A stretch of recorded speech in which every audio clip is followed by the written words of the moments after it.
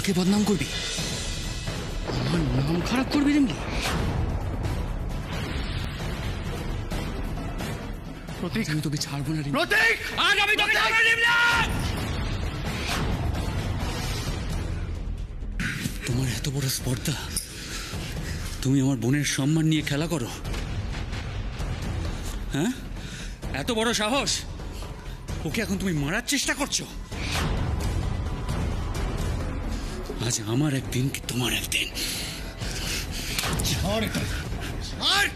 দাদা ভাই, দাদা ভাই, দাদা ভাই, তুই তুই আমাকে মারলি? হ্যাঁ মারলাম, হ্যাঁ মারলাম। এই চটটা আমার অনেক আগে মারা উচিত ছিল প্রতীক, তাহলে আজ আর এই দিনটা দেখতে হতো না। ওই খালি না, ক্ষমা চান, ক্ষমা চান, পায়ে গেছে।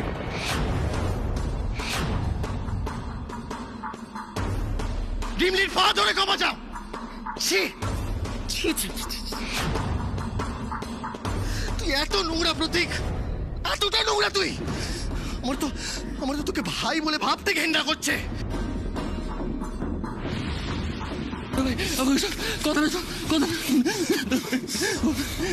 শুধুমাত্র তোর জন্য আমি রিমলিকে ভুল বুঝেছি। তোর জন্য আমি আমার মমকে ভুল বুঝেছি। তোর এই খারাপ মেন্টালিটির জন্য আমি সবাইকে ভুল বুঝেছি। চল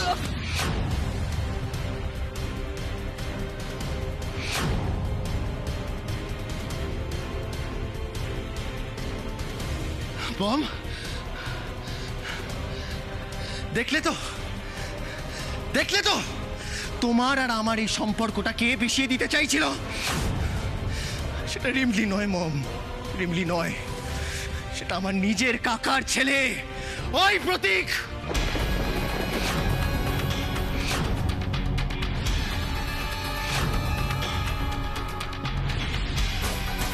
ছি ছি ছি প্রতীক, ছি। তোকে না এবারের ছেলে ভাবতে আমার লজ্জা করছে। শুধু এবারের ছেলে কেন, আমার নিজের ভাইপো ভাবতে আমার ঘেন্না হচ্ছে। ছি ছি।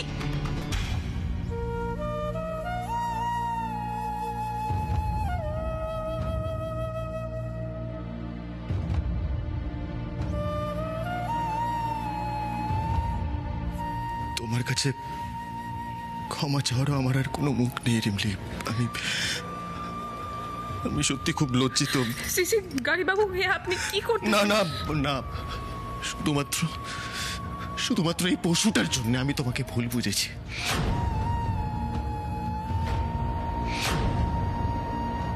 আমি তোমাকে সন্দেহ করেছি, তোমাকে খারাপ কথা শুনিয়েছি, আর আজ আমি তোমার কাছে ক্ষমা চাওয়ার অধিকারটাও হারিয়েছি। পরম আমাকে বলেছিল আমি ভুল করছি, আমি অন্যায় করছি, কিন্তু আমি ওর কথাই শুনিনি। কেন জানো রিমলি, আমি জন্তুটার উপর বেশি ভরসা করেছিলাম, কিন্তু এই ভুলের জন্য আমার যে কতটা রাগ হচ্ছে নিজের ওপর, সেটা আমি তোমায় বলে বোঝাতে পারবো না। গাড়ি বাবু, আপনি কোনো ভুল করেন নাই। আপনার বাড়ির অন্য কেউ কোনো ভুল করে নাই।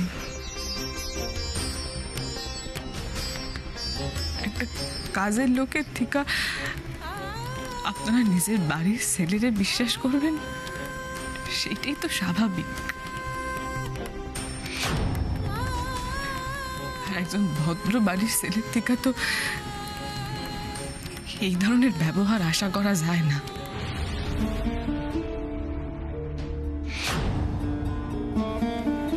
আপনারা ওনারে বিশ্বাস কইরা কোনো ভুল করেন নাই গাড়ি বাবু, কিন্তু ও আপনাকে বিশ্বাসের সুযোগ নিয়ে আমার লগে নোংরামি করবো ভাবছিল। আর ঠিক সেই কারণে আমি সবার সামনে ওর মুখোশটা খুইলা ফেলাইছি।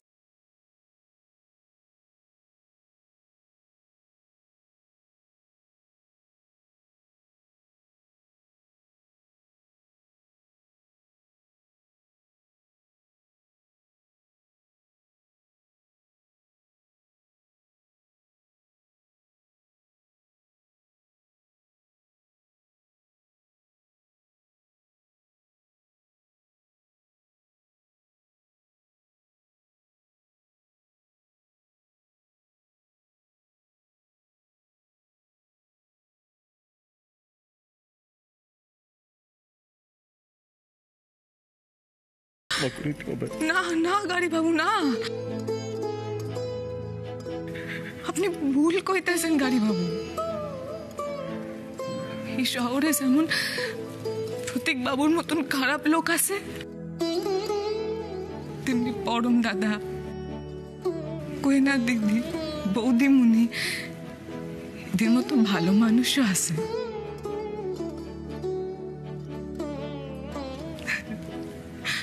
আর আপনি জানেন, ওনারা যদি আমায় সাহায্য না করতো তাইলে আজ আমি আপনার ভাইয়ের মুখোশটা খুলতে পারতাম না।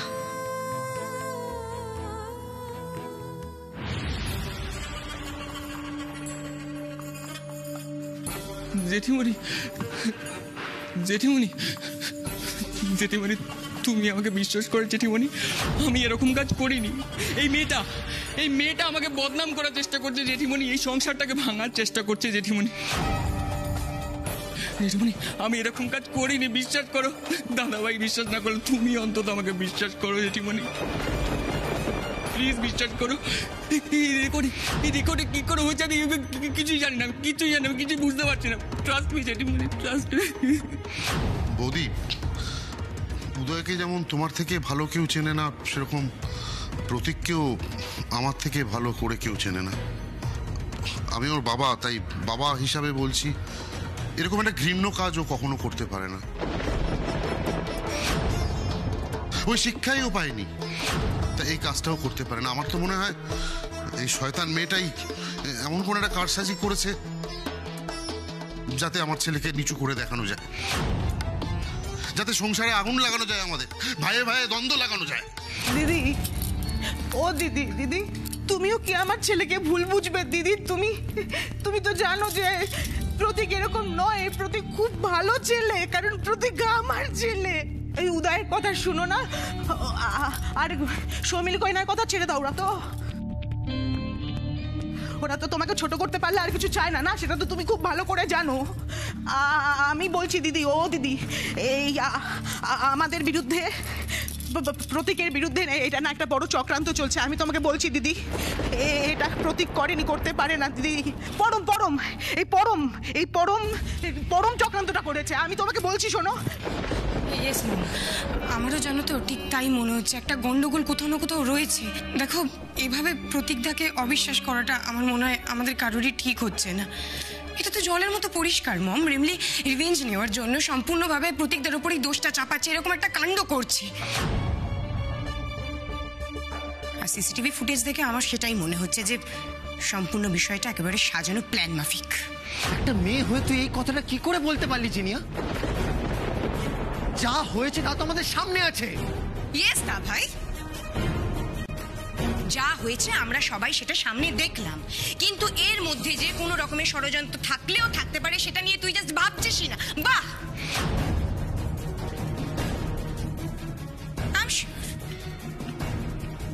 এই মেয়েটা কোনো না কোনো প্রলোভন আমার প্রতীকদাকে দেখিয়েছে এবং সেই পার্টটুকু ফুটেজ থেকে ডিলিট করে দিয়েছে, বাট প্রতীকদার অংশটুকু আমাদেরকে শো করার জন্য রেখে দিয়েছে। ছি, তোমার লজ্জা করে না? এই মেয়েটার জন্য আমার প্রতীকদাটা কষ্ট পাচ্ছে, এভাবে অপমান সহ্য করতে আমি মানতে পারছি না। হ্যাঁ জেঠিমণি, আমি তো পেটের যন্ত্রণা নিয়ে ঘরে রেস্ট করছিলাম, আর সেই সময় এই মেয়েটা এসে আমার বাড়ি। চুপ, চুপ, আর কোনো কথা বলবি না তুই, চুপ। আমারও মনে হচ্ছে এর পেছনে একটা গভীর চক্রান্ত আছে। ওসব তুমি কি বলছো? ব্যাপারটা এত সহজ তো মনে হচ্ছে না আমার। মনে হচ্ছে এর পেছনে একটা ষড়যন্ত্র আছে, যেটা আমরা হয়তো কেউই বুঝতে পারছি না। তবে একটা কথা আমি আজ এখানে সবার সামনে বলে দিতে চাই, জানিয়ে দিতে চাই, ব্যাপারটা কিন্তু আমি এখানেই ছেড়ে দেব না। চক্রান্তকারী কে তাকে খুঁজে বার করে এমন কঠিন শাস্তি দেব যা সে নিজেও কল্পনা করতে পারছে না। মম, এত প্রমাণ দেখার পরেও তুমি প্রতীককে বিশ্বাস করছো? হ্যাঁ বিশ্বাস করছে উদয়, তার কারণ দিদি প্রতীককে ছোটবেলা থেকে চেনে, ওকে জন্মাতে দেখেছে। দিদি জানে যে আর যাই হোক প্রতীক এত খারাপ কাজ করতে পারে না, তার কারণ প্রতীক আমার ছেলে।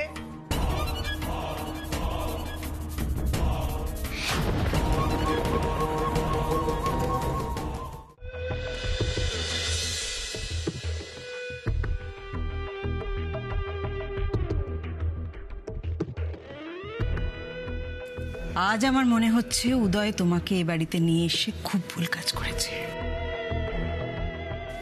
ওর তোমাকে এ বাড়িতে নিয়ে আসা উচিত হয়নি। আজ তুমি এসেছো বলে, শুধুমাত্র তুমি এসেছো বলে আমার গর্বের সাজানো সংসারটা ভেঙে তছনছ হয়ে গেছে।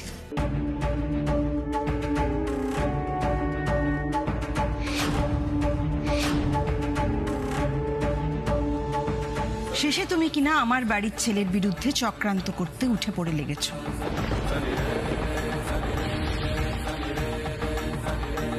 তার মুখোশটা সবার সামনে টেনে খুলে ফেলে দিতে চেয়েছ। এই যে আমাকে না জানিয়ে তুমি সারা বাড়িতে সিসিটিভি লাগিয়েছ, এও তো প্রতীকের বিরুদ্ধে এক ধরনের চক্রান্তই।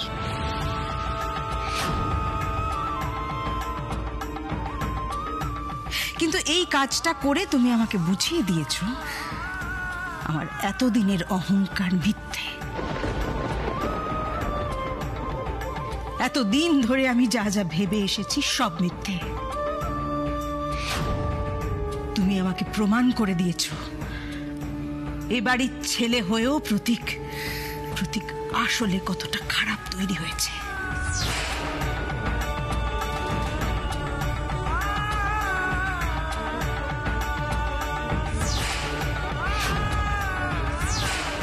আর এর জন্য দায়ী একমাত্র আমি, আর কেউ না। আমি হয়তো ঠিক করে শিক্ষা দিতে পারিনি, তা না হলে মুখার্জি বাড়ির ছেলে হয়ে প্রতীক কি করে এরকম একটা জঘন্য কাজ করলো।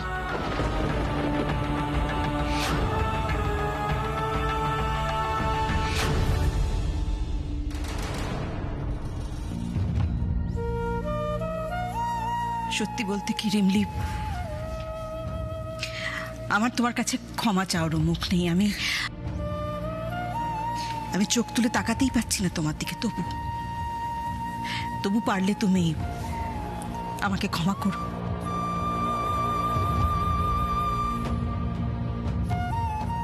আমার পরিবারকে ক্ষমা করো।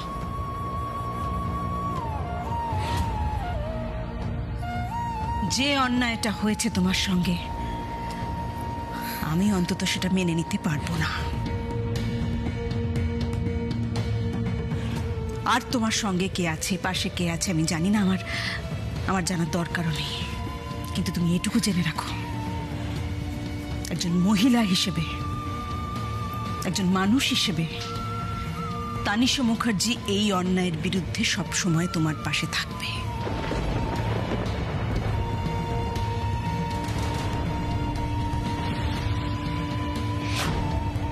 এখনো আছে, ভবিষ্যতেও থাকবে।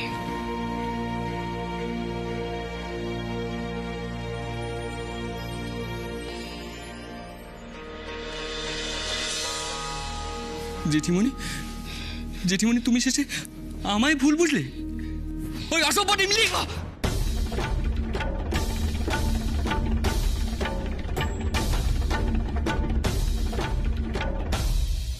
আমি ভাবতে পারছি না দিদি, তুমি শেষ পর্যন্ত আমার ছেলেকে ভুল বুঝলে। তুমি ওই একটা কাজের লোকের জন্য তুমিও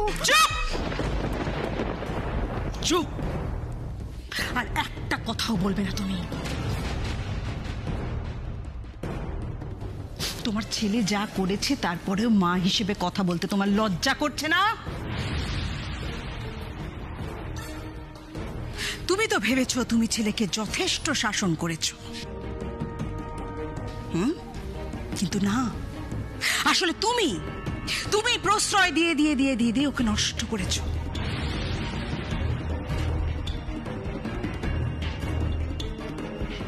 আজ তোমার ছেলের জন্য আমাদের পরিবারের এই যে মুখে চুনকালি পড়লো, তাতে কি কিছু যায় আসে তোমার? না, কিচ্ছু কিচ্ছু যায় আসে না।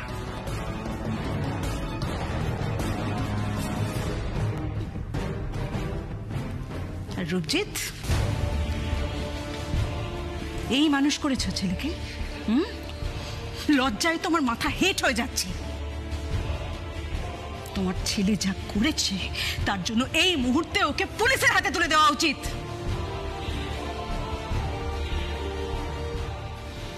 কিন্তু না না, আমি তো তা করতে পারবো না, আমার হাত পা বাঁধা। আমি যদি এক্ষুনি ওকে পুলিশের হাতে তুলে দিই, লোক জানাজানি হলে সবাই, এই সারা শহর জুড়ে সবাই ছিছি করবে, হাসবে এই মুখার্জি পরিবারের উপর। তাই আমি নিরুপায়।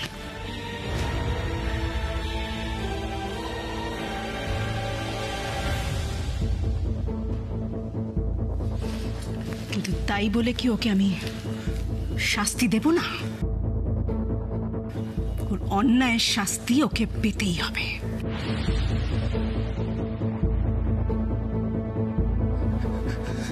না না না না জেঠিমণি, তুমি চুপ!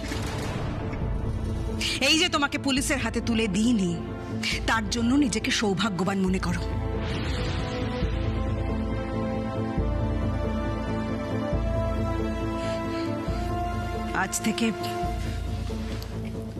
আজ থেকে এই মুখার্জি বাড়ির দরজা তোমার জন্য বন্ধ, প্রতীক। তুমি এই মুহূর্তে এই বাড়ি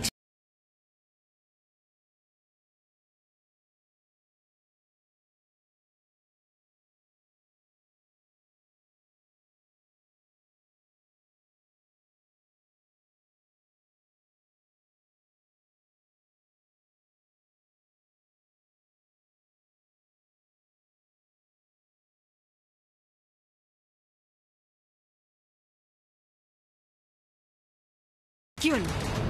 কথা কানে যাচ্ছে না তোমার? তোমাকে যে বললাম এই মুহূর্তে তোমাকে বাড়ি ছেড়ে বেরিয়ে যেতে, তুমি তুমি এখনো দাঁড়িয়ে আছো? এত বড় সাহস তোমার! ওকে এই মুহূর্তে বাড়ি থেকে বের করে দাও, আমার চোখের সামনে থেকে দূর করে দাও। বৌদি প্লিজ প্লিজ মাথাটা ঠান্ডা করো। আমি মানছি বৌদি, আমি স্বীকার করছি ও যা করেছে সেটা ক্ষমার অযোগ্য। কিন্তু বৌদি, তুমিও তো সন্তানের মা। কোনো সন্তান যদি খারাপ কাজ করে তাকে বকো, তাকে মারো, কিন্তু এইভাবে দূরে ঠেলে দিও না। একটা প্রায়শ্চিত্ত করে ওকে অন্তত একবার ভালো হওয়ার সুযোগটা দাও। আমি ওর হয়ে তোমার কাছে ক্ষমা চাইছি।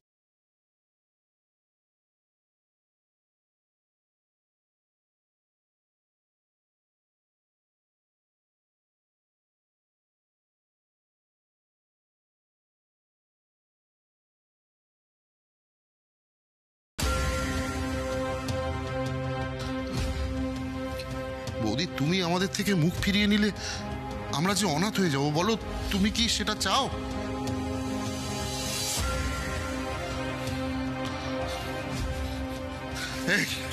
দাঁড়িয়ে দাঁড়িয়ে দেখছিস কি? প্রতিজ্ঞা কর, জেঠুমুনির পা ধরে এক্ষুনি প্রতিজ্ঞা কর যে এরকম নোংরা কাজ তুই আর কোনোদিন করবি না। বল, পা ধরে বল এক্ষুনি, যা যা। জেঠিমণি আমাকে একটা সুযোগ দাও প্লিজ। এই সমস্ত নাটক করে আর কোনো লাভ নেই রূপজিৎ। তোমাদের ছেলের জন্য যদি তোমাদের এত মন কাঁদে, ওকে ছেড়ে থাকতে যদি এতই কষ্ট হয়, তাহলে তোমরাও নিশ্চিন্তে নির্দ্বিধায় বাড়ি ছেড়ে বেরিয়ে যেতে পারো। তোমাদের জন্য এ বাড়ির দরজা খোলা আছে। আমার কিচ্ছু যাবে আসবে।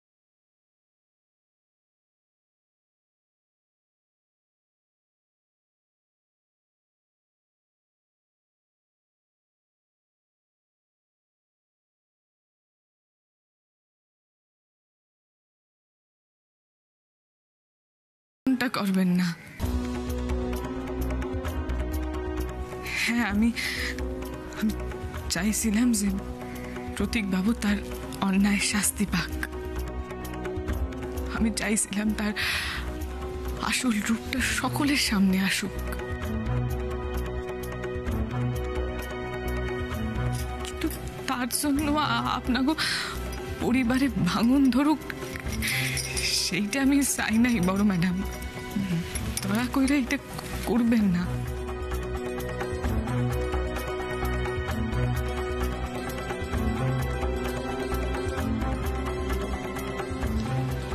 এ তুমি কি বলছো রিমলি? তুমি কি ভুলে গেলে দিনের পর দিন ধরেও তোমার কি সর্বনাশ করতে চেয়েছিল? না বড় ম্যাডাম,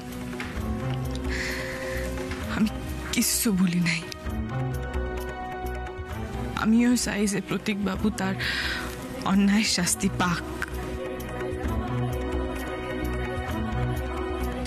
কিন্তু তার জন্য ওনার বাবা মারে আপনি শাস্তি দিবেন না।